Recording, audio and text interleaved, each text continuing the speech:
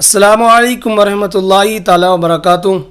आज की इस वीडियो के अंदर हम एक गलत फहमी का इजाला करने वाले हैं। गलत फहमी यह है कि बहुत सारे लोगों का ये ख्याल होता है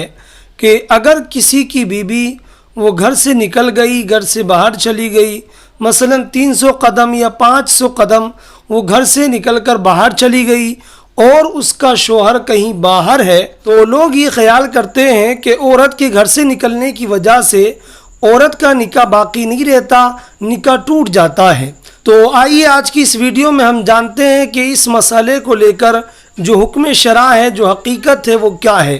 तो आप जहन के अंदर रखें कि जो लोग ये ख्याल करते हैं कि अगर किसी की औरत, किसी की बीवी वो घर से बाहर निकल जाती है और घर से कहीं दूर चली जाती है, तो जो लोग ये ख्याल करते हैं कि घर से निकलने की वजह से निकाह टूट जाता है, ये ख्याल महज गलत है। अगर इसी गलत ख्याल की बुनियाद पर उस औरत का शोहर ये कहता है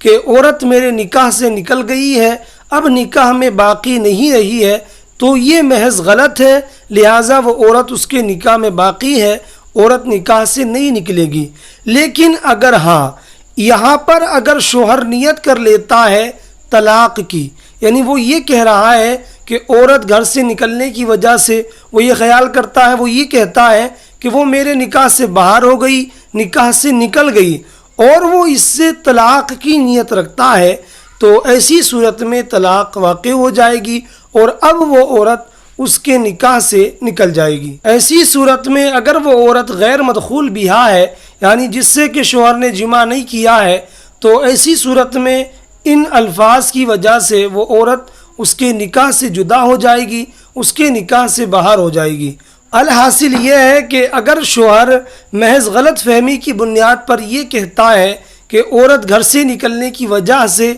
निकाह से बाहर हो गई, तो ये ख्याल महज गलत है, बल्कि औरत निकाह में बाकी रहती है, निकाह से बाहर नहीं होती है। तो उम्मीद करता हूँ इस वीडियो के ज़रिए आप पर मसले की वजाहत हो गई होगी। तो गुजारिश करता हूँ कि अगर आप चैनल पर नए हैं तो इसको सब्सक्राइब कर लें और वीडियो को ज़्यादा से ज़्यादा शेयर करें। मिलते हैं किसी अगली वीडियो के अंदर, तब तक के लिए खुदा हाफिज़।